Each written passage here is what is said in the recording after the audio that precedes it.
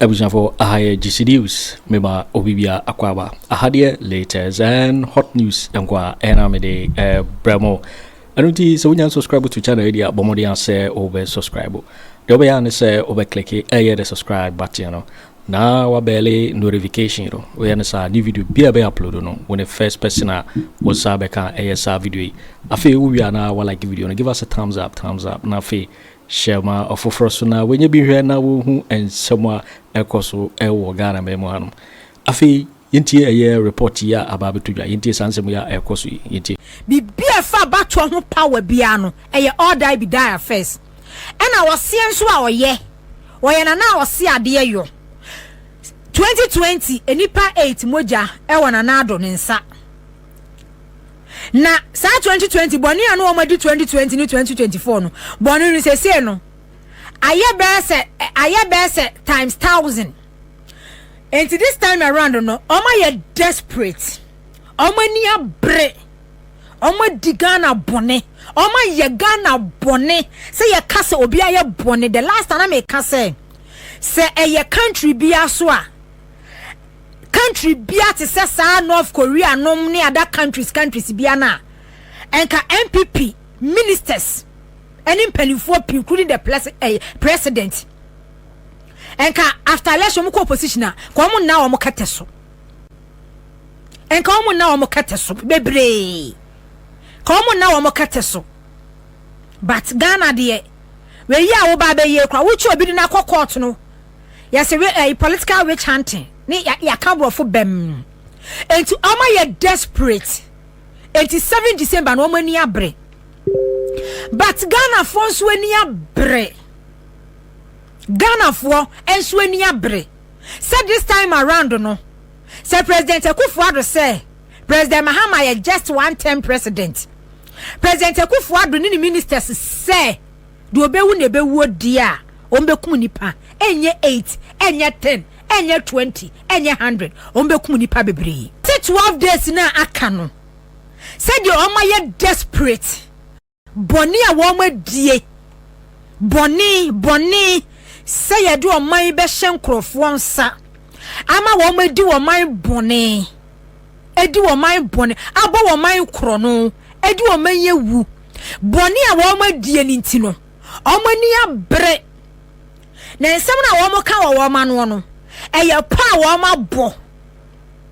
because some will say so mo ka so mo rely on electoral commission ni data no a doctor Eduardo mani bo mani ni team no e ma wo mo kwan. And the police stations are who do no. I want to start here do one mensem.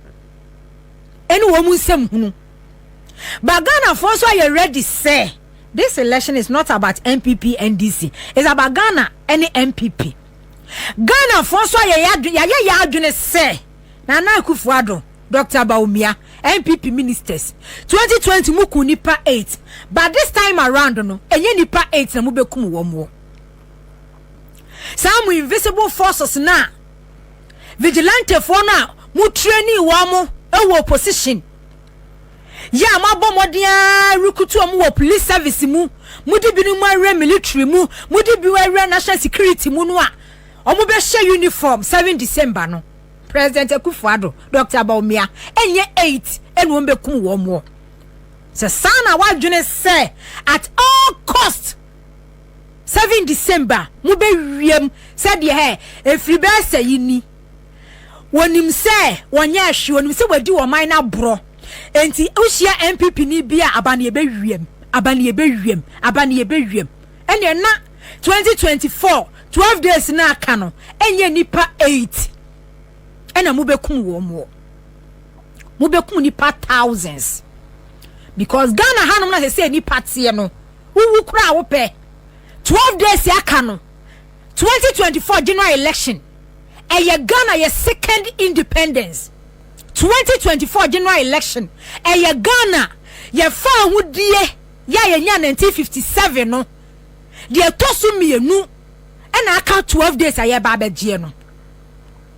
ena independence onso de fa hudie de wo so wo pedia ene ye kwan bia so eye war eye kun me say 12 days yaka Saturday year bay a week election na urban e your mind Ghana your second independence and 1992 near free military regime see your democratic dispensation oh your second independent entino and your Ghana 4 versus MPP 4 and someone decide say mudia 8 years ni Ghana police service recruitment Ghana Armed Forces recruitment Ghana Immigration Service recruitment National Security recruitment but procedure edaho dada no a ye de recruitment no eya sa na tie wo mu forces na o mu grooming wo mu from opposition some militant group vigilante militant group no a wo mu group wo mu delta force ni sa wo mu invisible forces na wo mu group wo mu from opposition no woman your opportunity edwo ma police mu edwo ma soldier mu edwo ma national security mu edwo ma immigration mu 8 years ni enti sankrofo we no mu bayi wo ma pie sankrofo we ene kotututuo ekum nipa te sede wo mu gira war zone etututuo to but ene Ghana na yetie no sede nipa ni ase abere no ukuma pima apem baba enti se mabo mo se mo bekum nipa de a momo am ho nano madam fu soja nipa ni bi ka kire me se na ama mon kan kire Ghana fo se days na aka no ede abekwa akoto aba ni nipa no soro no pa no wa ni di a oto na ba wi a onko didi emo 2 3 na wo police station ho ebebo 2 ebebo 3 na ujina police station ho jina police station ho we say watchman ni jina ho na sesa vigilante for the militant group na MPP wa mo tete wa mo from opposition na o mo do mo wear police for mo she police uniform no o mo ntutu onkum nipa o mo militant group no delta force ni invisible forces no ya say no mo she police uniform o mo national security mu no wa mo Ghana Armed Forces mu no wodi akwato wa ba wie na kwamdo akopaduani di wodi wi abra na begina ho munyina police station ho o mo bedundum light after 5 p.m. o mo bedundum light but munyina police station ho na mu face soja ni kra wogina ho already kra no Ghana Police Service IGP amiate ase se soja ni bia no betwam ho national security ni bia no betwam ho eya police for but the make kire wo ni se police ni na wo kwa akoto no ho no mo no most of them majority of them MPP militant group no omu train omu from opposition ebi ena na omu yonkwa police fo no omu kunkum omu traffic light ase bulio van sa boys ni bia ena no omadane armed robbers na no omu attack bulio van ekunkum police fo no bebre wom omu ye militant omu ye vigilante fo ye train omu omo kofa for missionaries for different in a South Africa no money other country and a bit training one more Ghana ha chema won't mean that force training one be enti no before omo be ka kire Ghana for say omo go vigilante wa Ghana ha say no na sa omo nkrofo no they made sure say omo do mu nyina be real securities agencies nim omo gugum enti 12 days na aka no obian lazy ni boot obian bua ne ho se wo kwoto aba police station na wo ko gina ho no wo kwa wen because police one akwa shi omo no majority of them omo ye militant NPP invisible forces omo grumi wo omo delta force omo grumi wo omo etina chema wuntumi bo dam wo kumase no nano obi frɛ me ka kyerɛ me sɛ okoto MPP meeting mpanifuo pa top MPP meeting ya wo mo plan ekwan yo mbefa so December mo mbechi Kofi Boakye na so chi Kofi Boakye de na eja na ade ato ganim eniem ekoso wa Asante region no because all need the Asante region since 2020 wo mutimi ade over 300,000 votes ama Kwabena NDC ni kokosan after say police station kura na 2020 police stations bebre wa Asante regional na yesi NDC any agent for ho do mu wie mu ho no nyina wie ye no kura no EC office ye wo Kumase almost had over 300,000 votes and they count. But this time around, no, NDC Achemu Ashanti region zones, no, Wama Chichem. Yeah, be a polling agent and a polling agent, no, so Uncle John Mufrano Pa and Puenumre on run a shift. On run a shift. And no Ghana phone Kwanam wine because a Ghana ya found with your Tosumian, your independence, na ya general Saturday ya by a week. Hey, say election we say dear Obi Afenyo grow because ye mu bi de me medical catch that was say me ya je pa me kwa kwotena Holland akoye cleaning. E bia wo so ni ba bia akọ. Aha ya na wote because me na ma me say me mete fidie we achi say mete etia mu biem. Me be je de e. E de na me ba be je. Ba e bia wo so de ha ya na be wote e na me make sure say me kwa me ba sapon na e ko me handbag. Kwabena de ose agi pa o wa kwotena mampoku ni makwa akoye mefuo. E bia wo so ni asase e mefuo no kwa akoye bie. Ye fa joke bia anto nchen. 1957 fa wudie na ya je ya no. Ya second fa wudie na ya beji ni Saturday week. Eji President Akufo Addo say election affairs wo Ghana ha ya all die be die ya. Ye prepare ye hunyesha President Akufo Addo. Ni ya ka kire wo mo say sa amemwo futantagwe ewudia memwo krono bo amemwo popo wo mani kire Ghana fo amemwo no Saturday week ebeba wie ye Saturday week sa memwo futantano kwa kronfo amemwo no Saturday week sa memwo ni beba wie ye na so ma decide say sa mo militant group na o mo train o mo from opposition no so o mo do ma Ghana police service mu enti sa nkofo no mo wiam apia dia hey ya bebo me say munkumu nipa 8 said muku nipa 2020 no this time around mu be kumu nipa thousands because ye ni abre ye Ghana 2020 awia na ye say radio stations itiem omo hyehyedem mumpie na munkoto aba no mumpie na munkoto aba no mumpie na munkoto aba no nyina mo wiem but this time around akwanya bia na babia wa Ashanti region omudi be wiem akwanya bia na babia o Eastern region omudi be wiem enti no omu be kunkum nipa o police station wana ballot bosses no omo frase no omo dane no ballot boss no omo frase dane no EC director no wa Ashanti region he say ya promote no o electoral commission headquarters ya one e friend say ba no bi o se hwan no EC Ashanti regional director ya omudi ni di bone obo krono 2020 Emma President Akufo Addo no he say ya promote no our EC headquarters e won kan ha say gang and a good electoral commission headquarters and 7 December no ye ntena ho no mo say ye twaje mensa ye declare but the American say sa wo hwe CTV so na sa wo ba Accra FM ye Facebook page na sa wo ti Accra FM a na se ye bo se do Mahama 55 Bawumia 41 na de oso ope no be ka che se ye declare ye de ye nkwa ye de moja bi ye de bi ato no a rescue Ghana because ya bre pa 8 years ni ya bre papa wo Ghana ha ya bre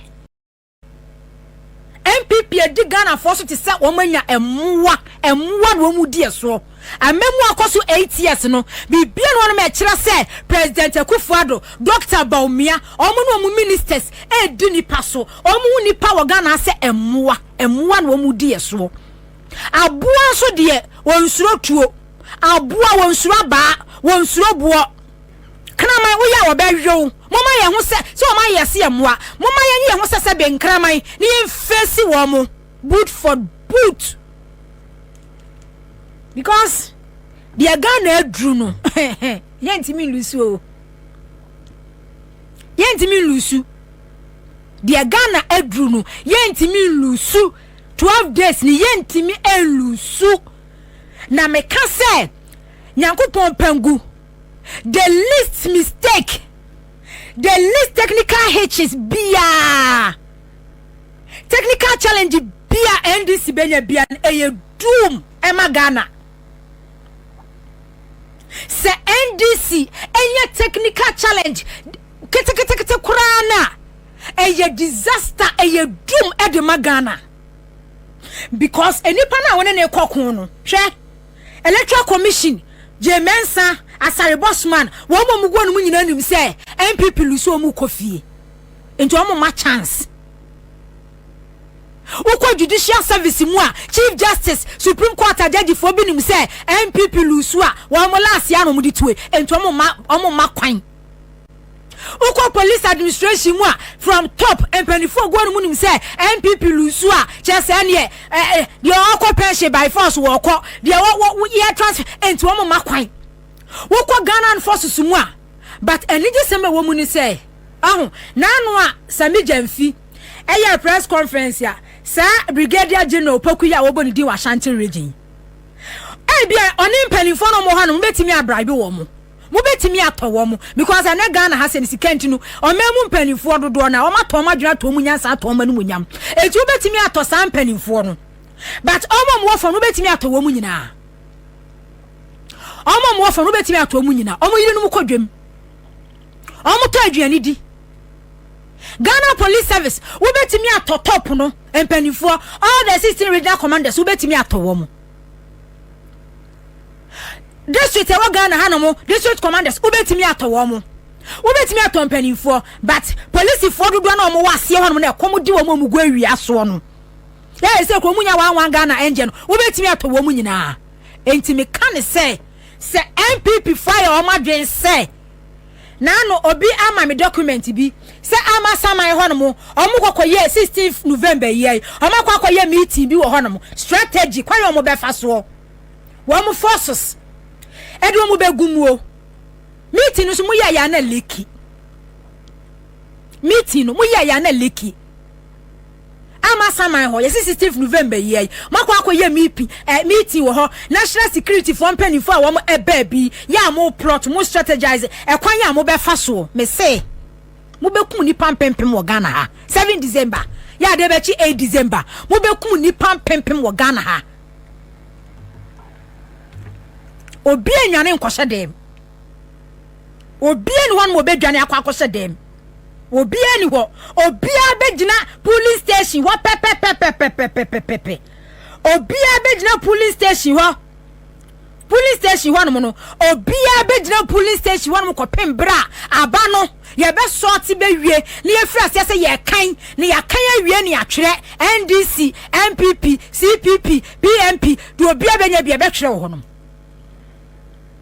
na say mo betina no constituency na mudum because light ni do ombedum no ombedum light pa say the mudum light 2020 asesa ballot boxes no NDC for Ghana for munyina mo na so omukutatu a o kwa fa bibi show ho ye ni agro aka 12 days obi en ho mo kwa akodi agro Oma plotting yama bebre Sammy kan last year. Ekwan be fa so be win election e simple. Strategy mu be win election e simple. Na be ye NDC for wanwa. Wo kan no nyese no wo kan no wasa. Na e wo de o mo ahyehye, e wo de o mo planning. And I wish electoral commission from exhibition exercise and yema what down a D any MPP for Kasaya President Akufo Addo ministers in Kasaya and one yema ma plot and one yema ma planning. And a woman who said Ghana for Nankasaya who for ye timid. Woman one in short woman be Johnny. Near Sasa ballot boss. Oma Junior said Ghana for slow moja. Oh, who everyone says you're a when says you dear me kabe dwane enti wo mo strategy no oh eni ebi na mpesa say yet say Cote d'Ivoire eni ebi na mpesa say ye Cote d'Ivoire because they are from 8 years ni no they are from 8 years ni no say MPP be say wi ni atoa so de eni mu kum ye nyina na ka mo ne mo yire ne mo mane wabusuan fa na mo tana mu di musika ma wi a na eni ehun say ye kɔ na say ya kwa election ni pawie esika do kitan yes madam Grace ayensu da kwa wi ni na mu dundum light na mo se ballot box na mu di bi ugum na mo awia no yes mrekuduka ta kwa nsuayem walusu ya ka NDC parliamentary candidate wa wini 1 wa wini 2 wa wini 3 na constituency executives wa musu jimint no wa magina ho no mo asam nka ne 5 times no makwa akogyi sika NCB Sasa hwiyo so ballot box sama tam mo de ko akwantifi makwose sa ballot box na ya declare mo candidate winner NCBM Sata Chiman South Timamufo gina wo baabi NDC parliamentary candidate ya quality results newe wa wini ya betututuo e de agutimamufo so ama o madwane ama yasesa ne ma yisi director ya mawusika 2020 all the yisi regional directors ya ma wo brand new cars district directors MPP ma wo cars brand new cars and MPP 2016 16 regions ni na yisi directors obiaje brand new car district offices yisi directors obiaje brand new car. It is not going to happen. Me say enye nipa 8 and na Akufo Addo wodu omo samoja be kofio se ma plan ya Plót e decide say 12 days 7 December mo be di awudi a eno mbe kum nipa pempem wo Ghana ha e be yet se Côte d'Ivoire hwe why na akọ why na be dwane obie dwane na me ka we because nipa no manu demu se mu be wiem chema wontumi agina wona maka say 1 million ways to win an election. 1 million ways no eye krono ya mu beba wa Asante region na me se Kofi Boakye anything mu go Asante region ada woman tie no chema wontumi epo nyina asai agire ganti abone dam e na okeka nkwase asem ni nsemu no ne concession a wodwen ho ni gold ensase a wo sen no gold ni gold no wo ba ho bai ni billions ya wajuri 8 years ni eno no wo ba ho ban ni billions ya wajuri oye millionaire no nampo no eno na wo ba ho ban enye Ghana ni ordinary Ghanaian enye we interest me ba ECG fo so weekendi hwe me ba ECG fo so ECG hwe obi eya wo de asande mie ni bill a wotua ni bill obi esende me na yi emame sene ni mita eboni fie ni en calibrate ye omu fan to ECG system mu regularize omu nyeye January okoya wo kwakwa ni ECG forge ni 2020 million ansana ECG ede ni mita eto mu system mu omu de two system ni wie ya na bill 3000 pa ene ba so 2000 plus 3000 can we say 5000 or say after that every month be an bill 200 ni fee ni TV ni bulb ni air condition every month be an bill 200 up to September ending the bill about 200 October ending ECG for say almost review bill no from 200 to 750 Ghana cedis. After some calibrating ni meter to ECG system no o 2000 omo do to system man bill 3000 na wo tua no omo man say omo regularize system no omo review omo man bill 5400 akromfo ena mugu Ghana ha meter samodi abebu Ghana obiesu edi enti na nipa da seni awo Ghana ha no okoto abade ma MPP edie benti na nipa Ghana ni a wote Ghana ha edie benti na wo so okoto aba se 7 December wo be so la koto aba de ama MPP ha time when nipa wo crisis mu nipa ensu de ebedi enye de ebehye nipa ensu basic needs edwane ayebedi de edi etiri beto no matutu light be mu bubu meters na new meters na wo mo frase na wo mo bobo won krofo fie no na no me ma mi ka cha wo se na na ma me bill month abro so 500 but me can only be bo ho no week bia he say ye to light 500 just a month no 20 million 2000 a day lady opam ne ma o sister me tai me bo aha me machine ya me use dia na me ya wa ha me to light 100 Ghana it take 2 weeks say week bia me to 150 Ghana sikano so wa mojije no Bawumia app Haptel NAPO na ye energy minister eya na ye Bawumia the last time me betena no kan say Ghana ye major problem nipa mienu a o makoso Ghana ye Bawumia ne NAPO wuyi Akufo Addo to nchen ya ono ni age no aburo ni beye ni adwembone ne woni tirim me say de medrum nso hwe aburo ni age no sameka obi wa abusuam no 65 no pensioners fo no a wuyi 100 ya emu be se 3 no madwene wo fie omoma kanyina abro wugya na abusua kokko be ton no de awro dross bi na ado be yeye abro ne beye adwembone se wono de ono do obenya na busuafo benya but Ghana ya how kase eye Dr. Bawumia ene matopoku prempe ya no ye energy minister woman president Akufo Addo mu na akabom wo akose se mita e dia ba Ghana ha se na mita na omu install no se wutua bill 300 se wutua na bosome nkwawe ye no no ato light be 1000 Ghana cedis obiesu about this new meter say if you say the for say oma to light mu a say what to light mu even 100% kra obi tua 200 ya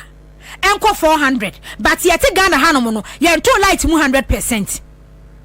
enti ye dai en obi timi ka kira wo say ne bill a eba bosome 500 no say we keep your to light 500 Ghana cedis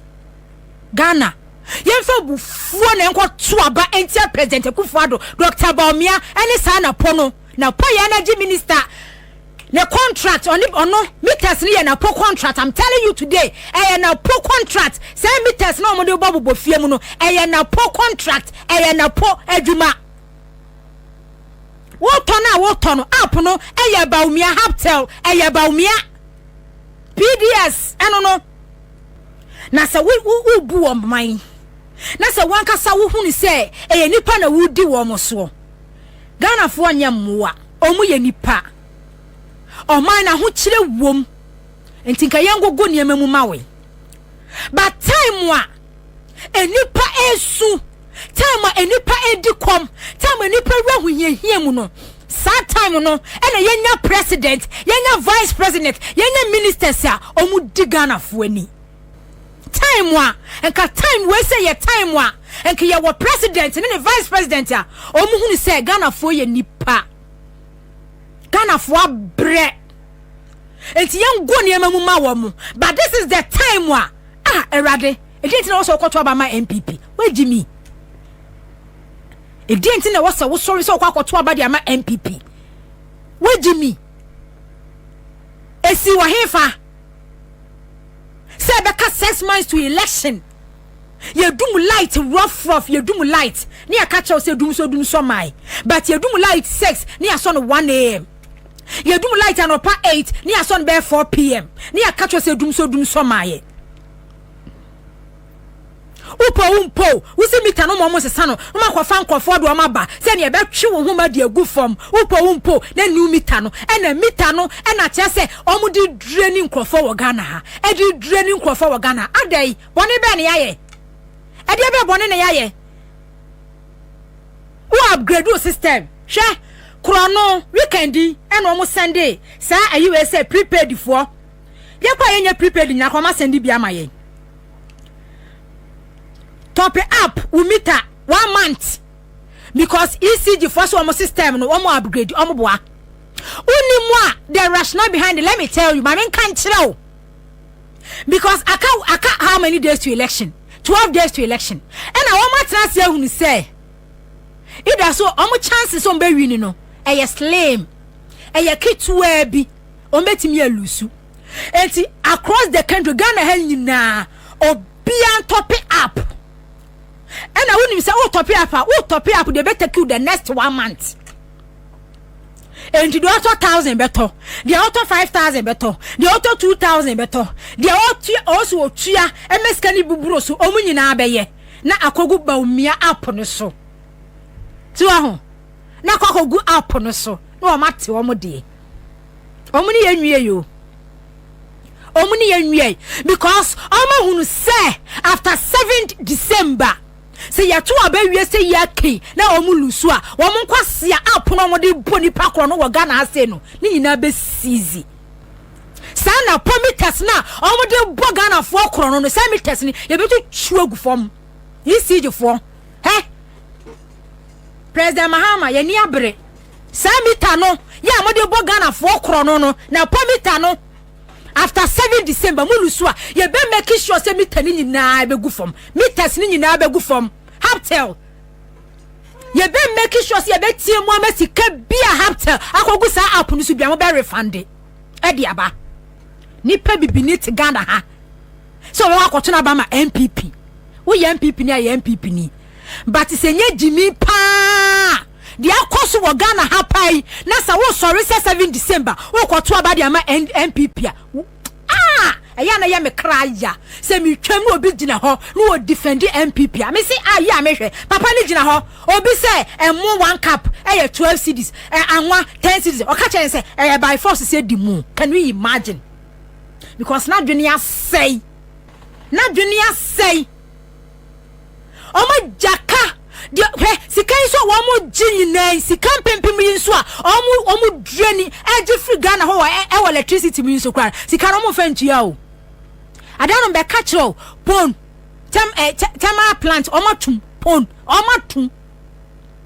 enye so na sogling kwa no omatum o tema plant 1 and 2 omatum we dam no party baby yesi eye no ne ye solar oma close ni dam eni oma close ni dam ye ka sogli ana ba kon so kra kan senate nso oma close ni dam wama close pon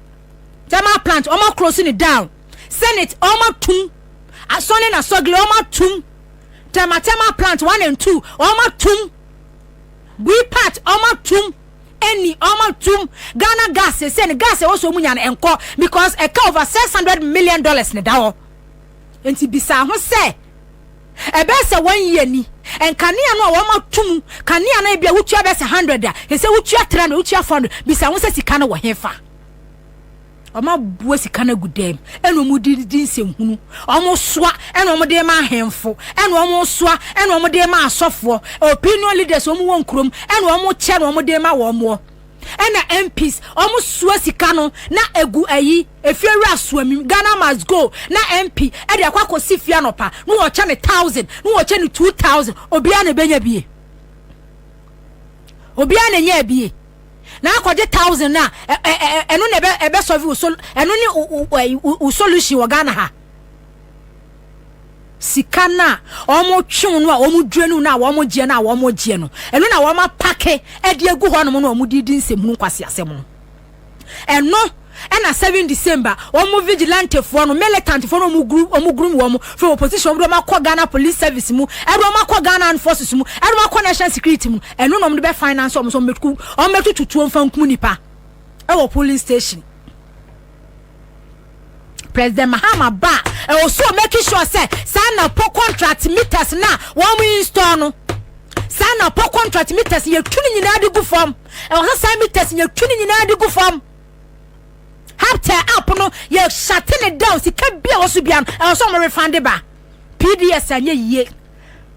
mamo maya boka over $500 million sika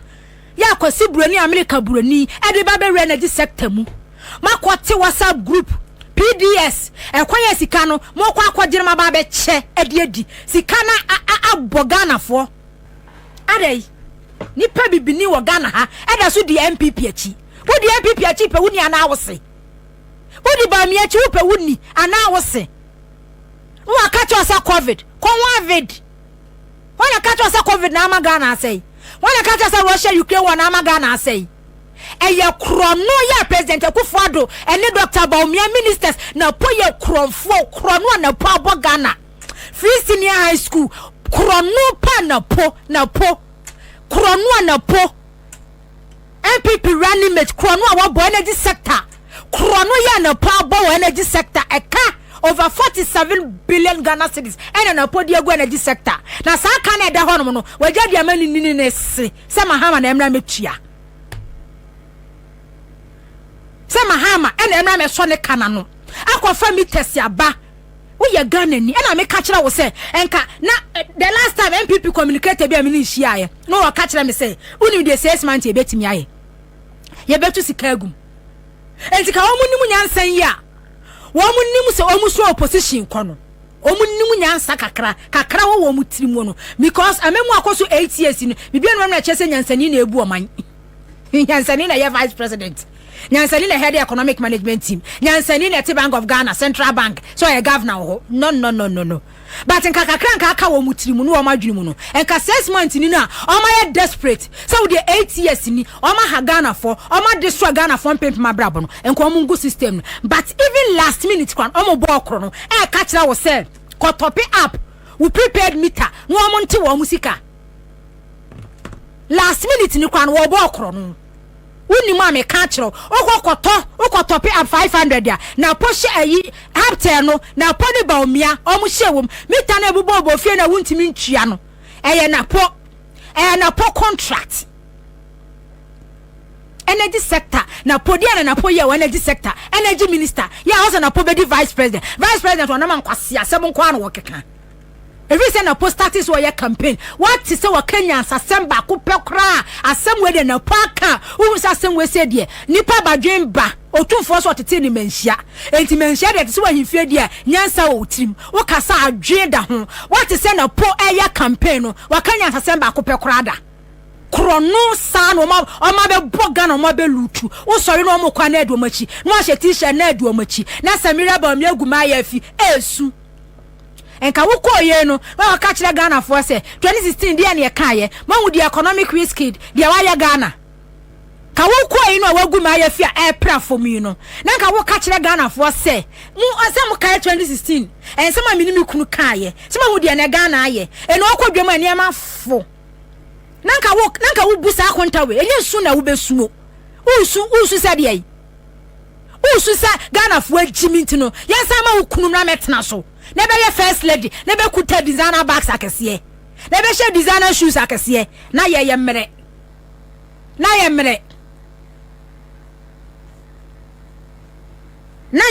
mmere aka 12 days me catch all say 7 December election no enye 92 election no enye 2008 election no 1957 wo bra na Ghana ye pie fa hodie no ebi na esi 7 December no bra na Ghana pie we ye second fa hodie ene ye kwa akopere no enkonko to aba na enkonko hye dem na wo ye bema soja no uniform na hye ne nkire se ne so aye ten o she police ni je hono ma ye bema te se wa mu face wa mu police station mu face wa mu Ukraine ekuni ya de nyaso da fon kwa na eku o emema ne ya twe ma no ene nkora afiri wo se do mo kwa country fufuro no emema ne ka wo manim so amonko enye se police ni sha police atade a uniform ne sha no won say wo face them mu face wa mu boot for boot e wo police station wo yo wait for winning and summer about beto yepno so because so when you subscribe to channel area bomodi say obe subscribe na fe so wa like video like the video na fe share ba for so na when you be here na wo hu and summer because we say hade latest and hot news enkwa era me de brewon so betimi a kire wadwen afa aye and so we nyina ho e wo comment box ni mu mobeti minkabium in my next video. Thanks for watching. Like and share the video. You can also drop your comment. Please don't forget to subscribe. Click on the bell to turn on the notification.